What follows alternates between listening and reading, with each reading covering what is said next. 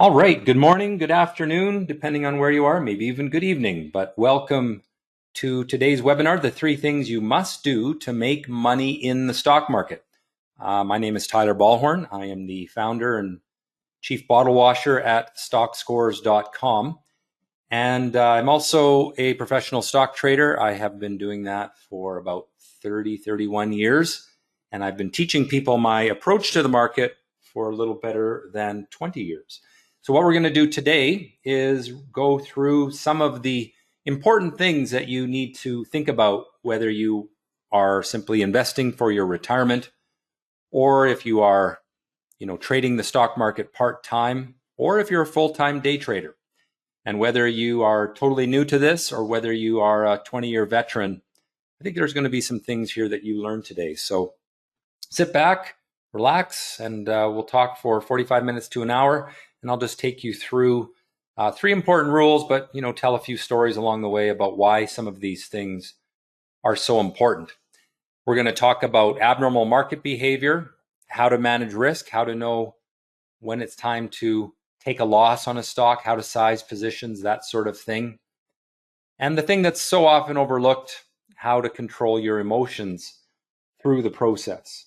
I'll talk a little bit about the webinars that I have coming up next week. Tuesday, Wednesday, and Saturday next week are more webinars that will go a little deeper into some of the things that we talk about today, sort of consider today as a broad overview, and then we'll get into some of the finer detail next week. And then I'll talk very briefly about the different training options that we have, the tools that I've built and provide to others.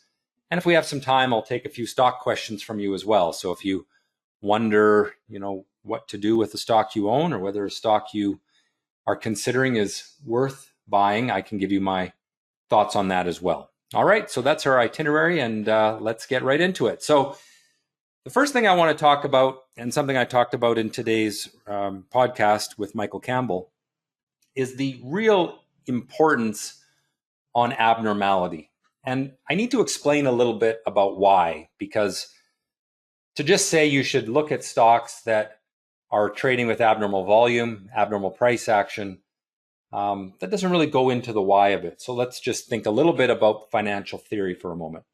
Stocks, their price is based on the market's perception about what the company will make in the future. So when you buy Microsoft, you're buying Microsoft's ability to make a profit, not yesterday, but going forward. And the value of Microsoft's shares and the company in general is based upon its ability to earn money. Now, obviously, that ability to earn money is changing all the time as they develop new products, as they change their debt levels, management changes. There's all these different factors that affect their ability to make money. And so that information about their ability to make money is so important to predicting where their stock will go. When you get the earnings announcement from a company like Microsoft, you see the stock make often abnormal moves because of that, because we finally get the answer on how much money they're making. So when we talk about, price and why price changes, it's really based upon how information comes to the market. When the market learns of new information, the stock moves. Okay? So the problem with the stock market is that it isn't really fair. There's some people that get better information than others. If you know that Microsoft is going to have a new product that is going to increase their earnings in the future, and you know that before anyone else does, well, you can buy the stock, and then when everyone else learns about it, the stock goes up in price to reflect that new information, and you've made a nice profit because you had better information. And the reality of the stock market is every stock, every company has some people that have better information. And usually it's large institutional investors. I don't know if any of you ever watched the TV show Billions. It's one of my favorite shows, but it's about a group of hedge fund managers who are always trying to beat the market by getting better information. And that's very true to life. There are, many, many investors who have the resources, the expertise to uncover information that is not widely known. And when they have that better information, they act in the market on that information and they create abnormal trading activity. You know, if the world agrees that a stock is worth around $20 a share, it might go up a little bit one day, go down a little bit, but it's quiet. There's not a lot going on with that stock. And then one day it jumps up to $22 a share and it trades 3 times its normal volume. Well, you have to ask yourself, why is that happening? And it's probably because some investors have some information that maybe the general public doesn't know yet. Now, sometimes stocks move on news. You know, the company announces earnings and the stock jumps 10% or 20% because earnings are out. But so often, the news comes after the market starts to move. The market moves before the news. And this comes back to one of my just fundamental concepts of stock trading is that there's always somebody that knows first.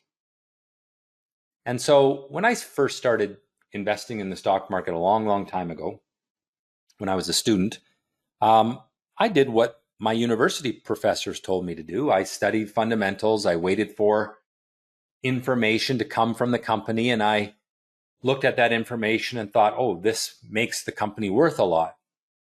What I didn't recognize was that the stock had already moved and had already priced in that information that was public. And so here's a simple thing, and if you want to write down a few simple things to keep in mind, is that public information, the things that everyone knows, that information is already priced into the stock. Because there are thousands, tens of thousands, hundreds of thousands, even millions of investors looking at information. And as soon as something changes, that gets priced in almost immediately. In order to beat the market, if you're going to use information, you have to have better information than other people. Now, anyone listening today, in theory, could have better information. You could be an insider in a certain sector of the market. You could have friends that work at companies where you get some better information. And in doing so, you would have better information on that company that you're somehow attached to. But it's very difficult to be an expert on 20 companies or 50 companies or 1,000 companies. But here's the thing, you don't need to. Because we can follow the actions of the people that have better information just by using math, just by looking at trading activity of stocks and looking for the abnormality. So way back when I was in university, I went to the University of Calgary back in the late 80s, early 90s. And in the early 90s, I took a class where we studied mergers and acquisitions that had occurred mostly in the United States. And typically when a company is buying another company, they pay more than what the stock is trading at, almost always. So if you knew that company A was going to buy company B, and you had that information before it was announced that company A is buying company B, you could buy the stock of company B, and then when it was announced, enjoy the big jump in price that happens on that acquisition announcement. And so in this class, we studied mergers and acquisitions, and our primary purpose was to figure out if there was evidence that some people had the information before others. And almost always there was evidence. If we did statistical analysis of trading activity before a big announcement of an acquisition, 9 times out of 10, there was abnormal trading activity in that stock leading up to the announcement of the acquisition. So right there, it was obvious that the stock market wasn't fair, that some people had better information than others. And so when I graduated from university and I was trading stocks as basically a just out of university young person, not a lot of money yet, And I went back to that. And I was at the time trading mostly the Canadian speculative stock markets, the Vancouver Stock Exchange, the Alberta Stock Exchange, which are now the TSX Venture Market, the penny stocks. That's what I was trading because that's what I had money to do. And I took that math that we learned in that class and I used it to create my own system, my own algorithms. This is, again, back in the early 90s, before most people didn't even know what an algorithm was for the stock market. Now it's more common. And so what I was doing was not being an inside trader. I was following the people that were inside traders, that were trading on inside information. Now, some of you may say, what inside information or trading on inside information is illegal. Yes, it is. But it happens every day. There are people every day doing it. It's very difficult to catch. And then there's the other side of it, which is some people are just good at figuring out what the information will be because they have expertise in a certain sector of the market, because they have a lot of contacts, because they really have the resources to do the kind of research that most people, you and I, being, stay-at-home retail traders, most of us can't do that work. We don't have the resources or the knowledge. But the beautiful thing is you don't need it because you can follow the people that do. And what I do and what I've done for 25, 30 years is follow the money, follow what people are doing with their money in a way that I'm going to show you in just a moment. So in a moment, I'm going to start pulling up some charts and I'm going to start to give you some insight in how I do what I do, whether I am looking for a longer term trade. And for me, a longer term trade is holding a stock for a few months, because that's generally how long stocks outperform the market. Usually they have a run for a few months and then they kind of cool off. Or whether I'm day trading a stock, where I'm going to hold a stock for a few hours. The concepts are the same. What I show you today can be applied to day trading. If you want to work from home and day trade the stock market, quit your job, all that kind of stuff, well, I'll show you how I do that. And for those who just want to manage their retirement portfolios better, take the same thinking and apply it to a longer term approach to the market. So what I've got on screen is some points here, and I'll just go through them. The best opportunities are often those that don't make sense. And the reason they don't make sense is because you don't have the information yet. The information tends to come out after the stock starts to trade abnormally. Now, when a stock is showing strength and showing strong volume, it's really because there are some investors who are aggressively buying that stock, and they're not stupid. They're not buying it out of charity. They're doing so because they have information that maybe the rest of us don't have. And as more and more people get that information, the stock will move into an upward trend. So what I did is I created my own indicator, which I call the Stockscores action candle. And it's an algorithm that uses statistical analysis of price and volume activity on every stock that trades in North America. And it just looks for abnormality. It looks for things that I will show you on a chart, which are fairly obvious when we look at a stock chart. So let's do that now. This first stock is a Canadian stock, kind of a penny stock. I'm going to show a broad range of things today: day trades, long-term trades, cheap stocks, expensive stocks, because it works on anything. As long as the stock trades fairly actively, this concept works. So what I want everyone to notice, first of all, let me explain what a stock chart is for those who aren't familiar. This is the price movement here. So back in April, this stock was at 25 cents, very cheap. And currently it's over $2. And along the way, it has moved up, made gyrations along the way, but generally speaking has been moving higher. This middle chart here is volume. So back here it traded 4 million shares. On Friday it traded a little under 1 million shares.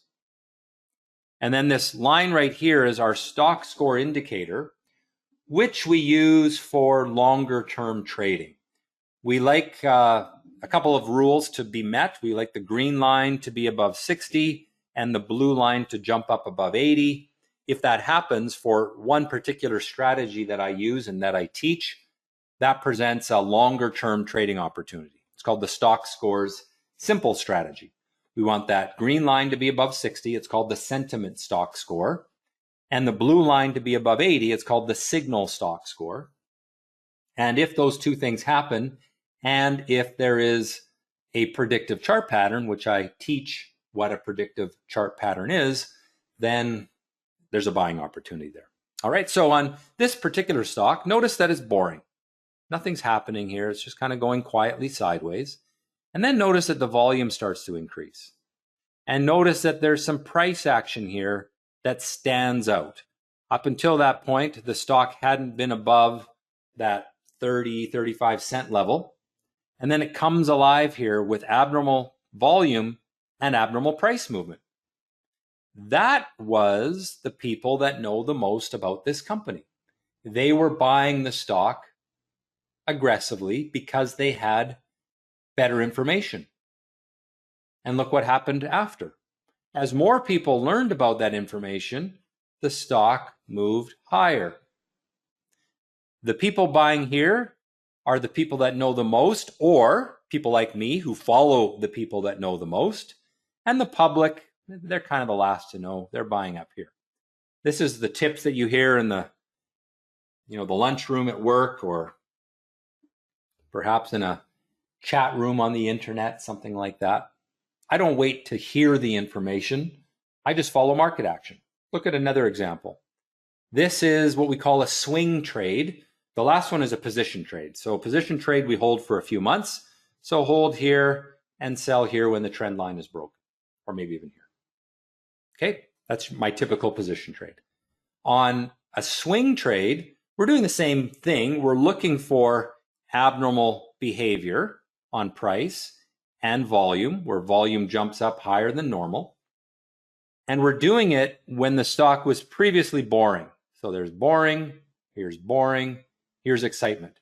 This is a surprise. And what we want is to find surprises. Stocks that nobody cares about, and then come alive with abnormal price and abnormal volume. Now, obviously, you need to have tools to do this, and I'll talk about that in a moment. There's, over 10,000 stocks in North America. How do you find these in a timely way? Well, we'll get to that in a moment. But for now, just want to emphasize abnormal activity is the key. And you can look what happens after abnormal activity. Abnormal activity here, stock goes from $2.50 to $3. Then here, it goes from $3.25 to $6. There's another break from a predictive pattern right here, and it goes from $4.50 to $6.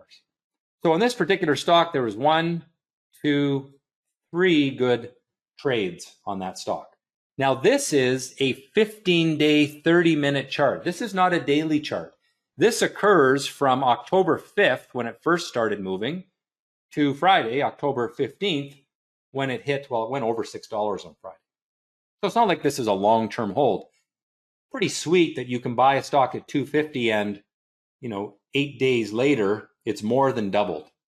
That's a swing trade. Okay. Same concept as our position trades.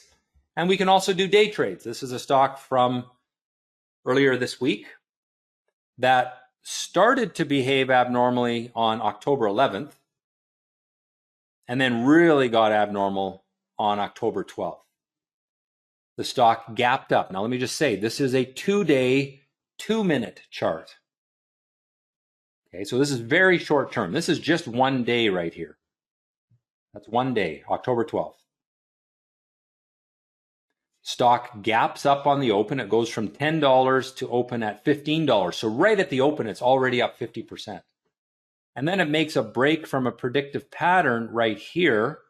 That is called a pennant pattern. And I teach about a dozen different patterns. This is a good one called a pennant. Stock's trading abnormally. And this is a day trading strategy I have called a superhero. And I call it a superhero because these stocks defy gravity. They can fly higher like Superman. And the reason why is because they have some significant new information that is driving the crowd to come to it. Now, right now in the stock market, since COVID hit It really took the market in February and bottomed out in March. Since COVID hit, we have had millions of new traders come into the market. Not necessarily with a lot of capital, $1,000, $2,000. They have come into the market, and this huge crowd of traders tends to chase a small number of stocks. And the result is that you get stocks like this that have all of a sudden hundreds of thousands of people trading them, and they're emotional, and they don't really know what they're doing in many cases. And they create these massive price moves because they have something I'll talk about later, something called FOMO, the fear of missing out. Now, people like me and people that I teach, we take advantage of that crowd.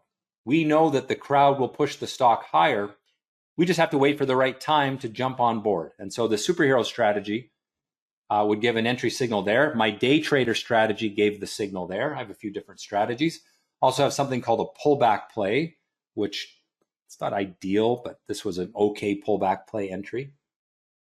And so we buy here, 1, buy here, signal 2. This is kind of a maybe, signal 3.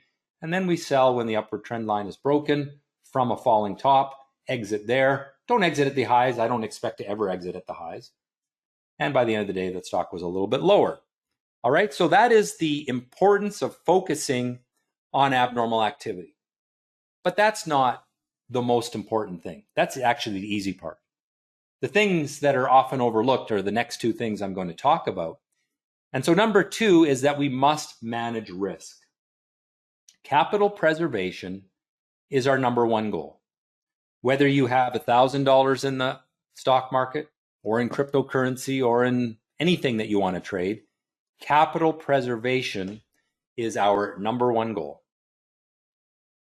But at the same time, we have to recognize that losing money is part of trading.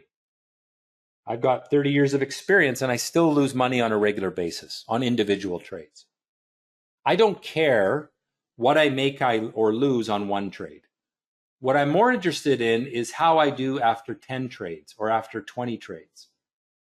Because successful traders think in those terms. How do I do over a large number of trades? I might lose 2 trades in a row and then make money on 4 trades and break even on 3 trades. After 10, I've made money. That's what's important. And so what is so important to understand is that we have to be willing to take losses, but they have to be small losses, because small losses won't hurt us. I go into a trade, I always know what I'm going to lose if I'm wrong. And I know that I'm going to be wrong some of the time. You can make money in the market being wrong more than you are right if you have small losses and bigger profits. Your profits have to pay for your losses, so you have to be willing to let your winners win. Knowing when to sell those winners is as important as knowing when to buy, and knowing when to sell your losers is also extremely important. Let's go back to some of those charts and think about risk management. If I'm buying this stock here, where should I take the loss? Well, a very simplistic approach, which in my mind is the wrong approach, is that people say, well, if it goes down 10%, I'm going to sell. Or they have a magic number, 8%, 12%. But that doesn't make any sense, because a 10% move for a stock like this, which is a 40-cent stock, is very different than a 10% move on a stock like Microsoft. Microsoft, a 10% move is huge. A 10% move on a penny stock can happen in 30 seconds. It's not really significant. So what we have to do instead is look for floors, price floors that the market has established based on the argument that's going back and forth in the market every day. And that's really what's going on here. When a stock moves up, the buyers are saying, we think the stock is worth more than what it's trading at. When a stock is going down, the sellers are saying, we think the stock is worth less than what it is selling at. One of them's wrong. When the stock is moving up, the buyers are right. When the stock is moving down, the sellers are right. when I buy this stock right here, I got to look at the floor before my entry signal. So I use something called inflection points. And I'm going to talk more about inflection points in the webinars that I do later this week. But essentially, it's where the stock stops going down and starts going up. And so we're going to make a floor right there. So when I buy this stock here at 40 cents, my floor is down here at 20 cents. Whoops. Okay. So we're always thinking about, where am I wrong? And the reason that this price defines where I'm wrong is because it was the floor price before the new information came in. So new information is coming into the market here, volume's picking up. If that information was wrong, the stock's going to go back down below the floor. So if I buy the stock here, which is in a great spot, but let's say I do, my floor is down here. So you always want to plan to lose at the floor, which we call support. Okay, we can look at it for a day trade as well. You've got a pattern here called a pennant pattern. You've got a break from a pennant pattern. The floor is right there. So if I'm buying the stock here at just under $20, I'm going to plan to lose at $18. That's a 10% drawdown. That potential drawdown is what determines my position size. And that's a big part of what I teach in the courses that I do, is how to size your positions based on your risk tolerance and the volatility of the stock. Okay, so always plan to lose when you enter a trade, and always plan to take small losses. That is one component of risk management. Now there's a few more, and in the courses, and I'll get into it a little bit more this week in the webinars I do. We have to keep this talk to under an hour, and I'm already way behind. So, but we want to always plan to lose, and that determines our position size. And as long as the stock holds above the floor, it's a hold. Okay. All right, next thing. We have to control our emotions. We all have an emotional attachment to our money. Well, most of us do. Some people who maybe have schizophrenia, and there was actually a study done on this. People that have schizophrenia turned out to be very good stock traders because they lack the emotional attachment to money. I remember reading about that study many years ago. So most of us, normal people, mentally normal people anyway, have an emotional attachment to money. But here's the bad news. Being normal means you have a predisposition to losing money in the market because you have that emotional attachment. We want to make it. That's greed. We hate to lose it. That's fear. And fear and greed are some of the greatest challenges that we face in the market. When we have emotion, we don't take those small losses. When we have greed, we chase stocks higher, buying them much too late in their upward trend. Emotion clouds our judgment. It leads to mistakes. And so we need to have a plan to not only know when to buy and when to sell, but also how to overcome our emotions. A big part of what I teach is how to overcome being a normal human being. Because you have to take the human out of you to be a good trader. You can use the logical thinking that we have. You can use the ability to see patterns that humans have. But you have to take out the emotion so that you can follow a simple set of rules. You know, when you take one of my courses, I teach a simple set of rules: when to buy, when to sell, the process for doing so. But if you can't follow those rules because you're emotional, then those strategies aren't going to work. In order to overcome emotion, we have to not take more risk than we are comfortable with. The most harmful emotional impact is something called the fear of missing out. I'm going to talk about that in more depth on the next slide. But in addition to that, we have to be willing to lose. We have to go into a trade saying, I am risking $100 on this trade. If I lose it, it's not going to bother me. It's not going to, hurt me financially. I don't like it, but I recognize that it's part of the game. We have to avoid something called confirmation bias. Confirmation bias comes when we only seek out information that confirms our position. So if we buy an oil and gas stock and we want to, we're doing our research on whether we should be keeping that stock, there is a tendency, once you are in a stock, to only seek out information that confirms what we want, that confirms our position. So you'll look for reasons why oil prices should go higher. You won't look for reasons why oil prices should go lower. That's called confirmation bias. It's very dangerous. And it's really one of the reasons I don't like to look at information. I just like to look at the stock chart because it tells me what people know. It tells me what people are doing with their money. We don't want to trust people. We want to trust what they are doing with their money. Don't listen to words, listen to actions. And that's why I trust data.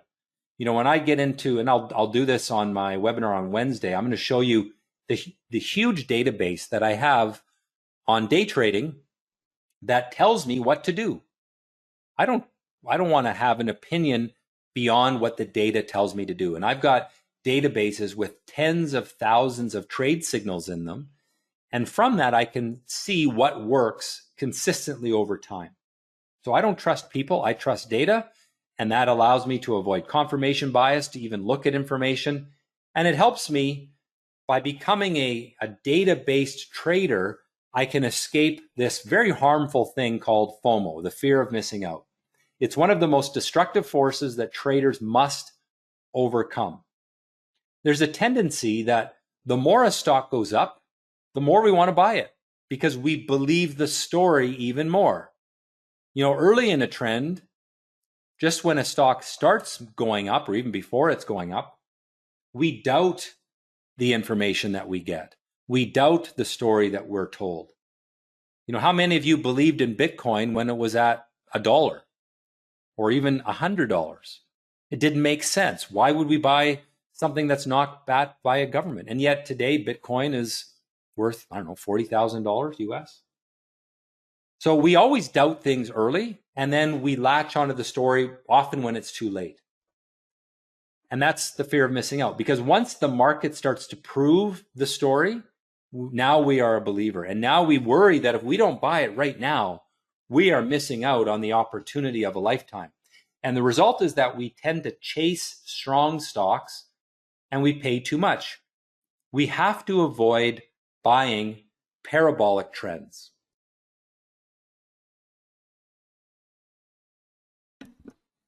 Okay, I'll say that again. We have to avoid buying parabolic trends. So the fear of missing out causes us to also buy stocks that maybe aren't even that good. They have shown us no signs of abnormal activity, no signs that the market is interested in them. And it's very easy to want to buy those stocks because we heard some guy talk about it. But if we don't really see the proof in trading activity, we're buying a marginal stock because of FOMO. To be successful in the market, to be around in the market for the long term, you have to follow a set of rules that is proven for when to buy and sell and overcome emotion. So this is one of the hottest stocks of the last month or two, Camber Energy. And if any of you trade right now, you'll know about Camber Energy because it was such a hot stock, trading huge volume. Here it traded 1 billion shares in one day. I want everyone to notice that it traded 1 billion shares in one day, its biggest one day, when the stock was at its high. Notice that early in the trend, it was trading abnormal volume, had abnormal price action. But as the trend developed, as the trend went into a shape of a curve, which we call a parabolic trend, that's when the biggest crowd was gathered. This is all the FOMO traders. This is the well-informed, the good traders, the people that I want you to be. These are the suckers, the retail traders who don't know what they're doing. These are the FOMO traders. We want to avoid that. That happens in short-term trading as well. But here's another longer-term trade. This is AMC, another stock that gathered a huge crowd. Again, look at how the volume ramped up as this stock went from boring to abnormal to another abnormal day into a very steep trend. Where did it have its biggest volume? On the day that it hit the highs. the two biggest volume days there were near the highs. And that's because that's when the crowd comes in. The biggest crowd is there, and pretty soon there's just no more buyers left. Everyone is already bought. You do not want to be buying up here. You want to be buying when it starts to move. I've got tools for that. We're going to talk about those in the webinars later this week. I'll show you them very quickly today. Here's another one. Starts early with abnormal activity, right? Goes absolutely crazy, and then eventually it runs out. But here's another thing, a very important lesson that I want you to take away from today. When trends go parabolic, so this is a trend line. I've drawn a line across the bottoms here. You can see there's little bottoms. I've just drawn a line across those. When price runs away from the trend, that means there's too much emotion. Price runs away from the trend, too much emotion. When price runs away from the trend, it almost always comes back to the trend. And you'll see it over and over again. Runs away, pulls back, runs away, pulls back, runs away, pulls back. It happens over and over again. So before I get into the tools and taking some of your questions, I'll just tell you quickly about the webinars that are coming up this week, Tuesday, Wednesday, Saturday. If you want to learn more about my strategies, about the processes, I'll show you more about my tools. I'm going to show them quickly today. The theories behind what I do each evening, Tuesday, Wednesday, and then Saturday morning, I will go into that. We'll talk about capital required, how to get started in trading, what it takes to be a day trader, what it takes to invest better, plan for your retirement better.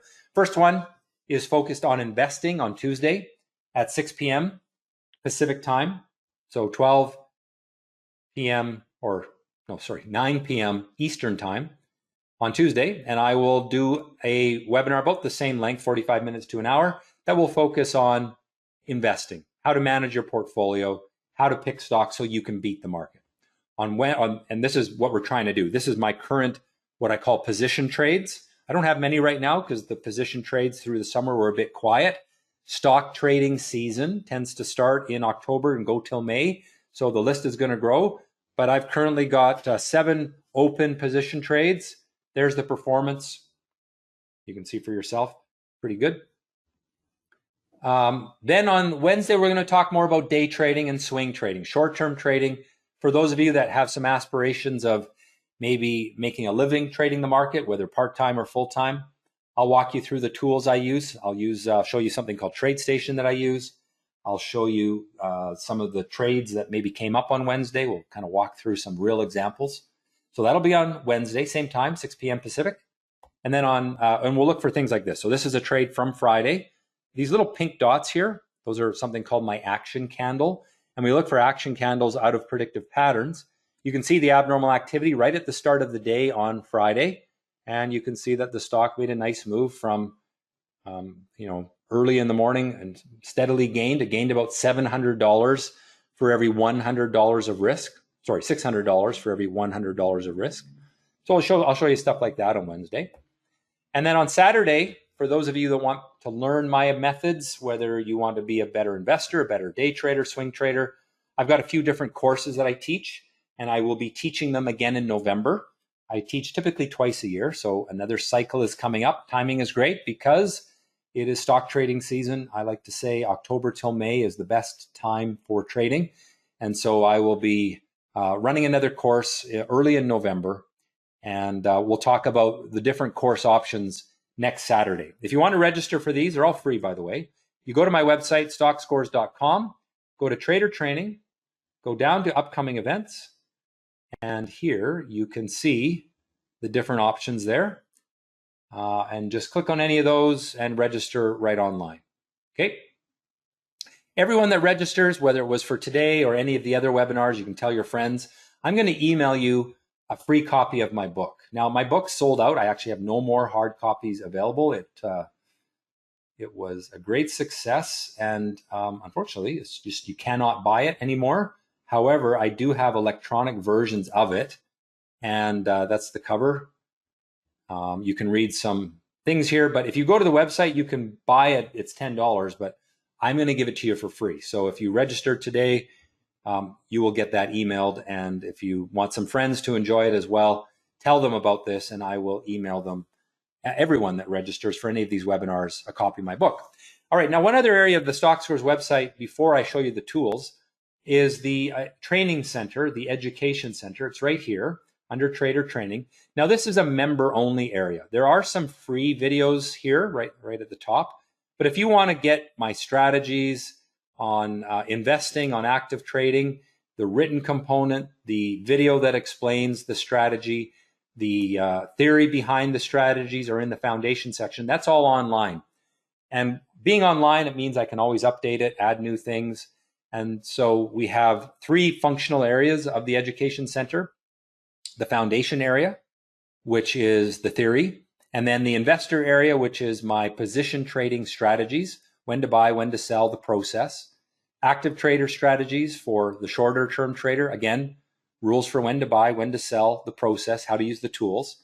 So that's all in the education center. That's online. If you take my investor course, you get access to that, investor material and foundation material. If you take the active trader course, you get access to all of the investor material plus the active trader material. I'm not going to go into this too much today. I will do that more on Saturday next week, but I just wanted to give you a quick overview of that. And then we have a service on Stockscores called Active Live, which I will talk more about on Wednesday. Active Live is a service where you can watch my trading screen all day long. The same analytical screen that I use to pick my trades, you're watching, a video stream of that all day long. I talk at the start of the day and at the end of the day just to guide you for the first part of the day and at the end of the day. And so you can only participate in Active Live if you are an active trader member of Stockscores. Again, I'll talk about that next week. I just want to go through this quickly just to give some of you a sense of the opportunities we have for you to learn this stuff coming up in November. Now, let's just talk about the tools quickly. The market scan tool is the primary tool that I use to find position trades. So with the market scan tool, I can select a preset scan. So I can look for the abnormal movers on the US market and run the scan. It goes through every stock listed on the US markets, and it found 35 that on Friday were trading abnormally. And they range in price from a penny all the way up to $272. Okay? It's such a time saver. It's such a powerful tool.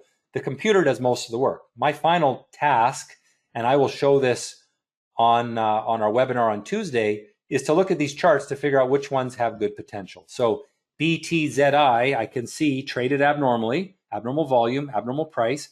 Not a bad pattern, not great. And the reason it's not great is it has some pessimism that it's going to have to overcome. But that's the tool. And again, I will show how we use this tool on Tuesday.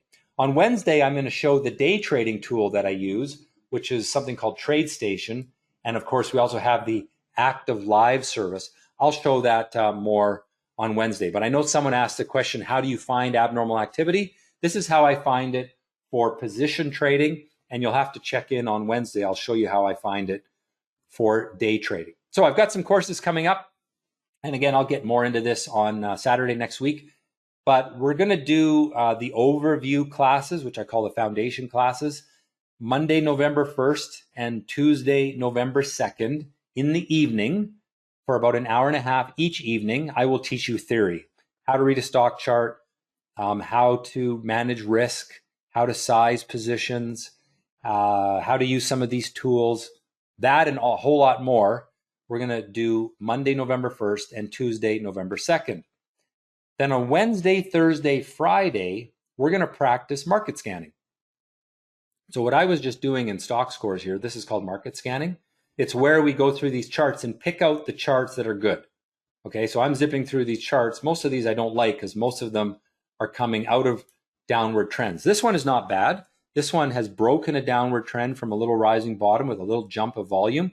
I'll teach you why that matters. I'll teach you why this is a good stock, but not a great stock. It's maybe a 6 out of 10 in terms of its probability of working is about 60%. I can teach you all that stuff. And with a little bit of practice, you can do this very quickly. Every evening, you just run your market scan. That's what we're going to do on Wednesday, Thursday, Friday, first week of November. I will practice market scanning with you based upon what we learned Monday and Tuesday. Now, for those who take my active trader course, you will also get a free month of access to my active live service, where you can again watch my analytical screen all day long. I will show you on Wednesday how that screen looks. Now, all of these classes are recorded, so you can watch them as many times as you want. 2 years later, you can still watch the videos. Now, I have some special offers coming up for this teaching cycle. For anyone that registers for one of these courses, the Investor or Active Trader course, before Friday, October 29th at 11 p.m. Pacific time, we'll get that overview class for free. They'll get the strategy application series for free. Plus, I'm going to throw in a surprise bonus, but I'm not going to tell you what that is today. You're going to have to check in later. The overview class, again, Monday, Tuesday, first week of November. The investor market scanning, Wednesday, Thursday, Friday, the same first week of November. The active live, you can choose to do it whatever month you want, whenever you're ready. I'm also doing something called mentorship, where for a 12-week program, I will walk you through all of the lessons for a weekly 1-hour class. So if you want me to hold your hand through the learning process, you can consider the mentorship. I will talk more about that on Saturday next week. It's limited to 20 students. Currently, I have, I believe, 11 people registered for that already, so there's 9 spots left. Again, I'll talk more about that Wednesday, Thursday, and Saturday. Or sorry, Tuesday, Wednesday, and Saturday. All right, if you want to register for the class, you just go to Stockscores and you go to Trader Training, learn how to trade. And on that page, there's more information about the different courses, and the pricing is all there. You can order it right online. You get instant access when you order. You will have access right away. You just have to log out and back in again. And mentorship, there's a little bit of information on the mentorship as well. And I will talk more about that again through the week. All right, let's look at a few stocks. I've had a few people ask me about a couple stocks here. Someone asked me about Meal, M-E-A-L. It's not a stock I've ever heard of. Whoops. So let's see if I can find it here. Maybe it's on a different market. Please, if it's on a Canadian market, let me know what market it is. Otherwise, I won't be able to enter the symbol in. Just so you know, for Canadian stocks, you have to put a prefix in front of the symbol. So for the TSX Venture, you put a V dot. So this is Just Energy V.JE. For the TSX, you put a T dot. For the CSX, the Canadian Stock Exchange, you put a C dot. And for the NEO Exchange, which is a new market, doesn't have very many listings yet, you put an N dot. And we just added the NEO last week, actually. All right, so there's JE. It's good in the sense that it's trading some abnormal volume. It has a lot of pessimism to overcome. I'm just going to zoom in on this because I want to see the shape of the pattern a little better. Yeah, so, I mean, it was okay on Thursday when it started to behave abnormally. Everyone see that? So it started to behave abnormally on Thursday, breaking a downward trend line. If any day was to buy, that would be the day. To buy it now, you're a little bit late. It's already gone up another like 30, 40% just in one day. So I think if you own it, it's a hold, but I wouldn't buy it here. All right, I'll do a few more. We have, let's do that Meal now. It's on the Toronto Stock Exchange. No, it's not. Maybe on the Venture. No. Maybe on the CSX. Nope. Sorry, that symbol is not coming up. So you have to see if you can find out. Meal.cn. .cn. There it is. New listing. Not a lot of price history yet. So it's doing the right thing. It's going up from left to right. That's good. Doesn't have a lot of patterns, so it's hard for me to read it. I wouldn't chase it here because it's been going up for 5 days in a row already. But if you're in it, I think it's a hold. Not very liquid though. All right, another one is V.ENDR. I'll do a few more and then we're going to wrap up. What's our time like? Yeah, we're already over time. So let me just wrap this up. V.ENDR, nice volume. So abnormal there, abnormal price action. I'm going to zoom in on this a little bit just to see where resistance is. So the issue here is that it's breaking the downward trend line. That's a good thing. And it's got a little rising bottom. That's a good thing. It's going to find resistance right there. So I think if you're in this, I would hold it. I'm encouraged by the abnormal activity, but I'm a little bit worried that it's going to stall at the downward trend line or maybe at this horizontal trend. So it's good, it's just not great. All right, I will do two more. We'll do tech, t.teck, and sorry that I can't get to everyone's, but just not t.teck doesn't come up. I think it's t.tck. Nope, t.tc. You have to give me the right symbol, otherwise I can't look these up. T.wpm. So this stock is facing an uphill battle. It broke its upward trend line. Really, it broke it here, then broke another one there. So those were two sell signals, right? Now you are below resistance. You're kind of bouncing off of support. It has support down there, and it bounced pretty close to that. But I don't particularly like this. I think it's got limited upside. We have seen a little bit of strength in the precious metals miners in the last week, but they're facing, in many cases, facing an uphill battle with a lot of resistance. So I don't think it's a great opportunity. Let's do tech on the US. Whoops, I keep mistyping. Hold on. All right, tech. I'm going to make this a 3-year weekly chart, and I do like this. See how this stock is just broken through very long-term resistance. So it made a great comeback, breaking the downward trend line, breaking from a rising bottom right here. That's a strategy I have called a bottom fish. Now it's breaking from a pattern called a cup and handle. It's done that. I think this is good. If you're looking for a longer term trade for your retirement portfolio, that sort of thing, I think this one's pretty good. All right, one more. We're going to do v.pyr, and then we'll wrap up. I'll try to do some more later in the week. So if I didn't get to yours today, PYR doesn't come up. How come we got so many wrong symbols here, guys? Let's do t.fm. T.fm, similar situation as Wheaton. It's coming into resistance, so had a nice little run here, and maybe it was a swing trade, but I don't think there's a trade here now. I think it's going to get stuck somewhere between 31 and 34. I'm just going to take a look at the longer term chart. Actually, there I don't mind it so much. I do think it'll get stuck up here, but I like that it bounced off of that long-term upward trend line. I think you had to buy it back, a week ago, and then be a hold and expect that it will probably stall at $34. All right. Well, I want to wrap it up there. I just want to remind you that you can register for the upcoming webinars at the upcoming events part of the trader training menu on Stockscores. And we will hopefully see lots of you there. Again, Tuesday is going to be focused on investing, Wednesday focused on day trading, and Saturday focused on my upcoming course in November. And I'll talk about what you learn in that, who it's right for, and whether it's right for you and which course is right for you. So we'll talk about that on Saturday. I want to thank you all for joining me today. Hopefully you've learned something. Hopefully it was worth your time. And tell your friends, have them join us for next week. Thanks, everyone, and we'll see you Tuesday. Bye for now.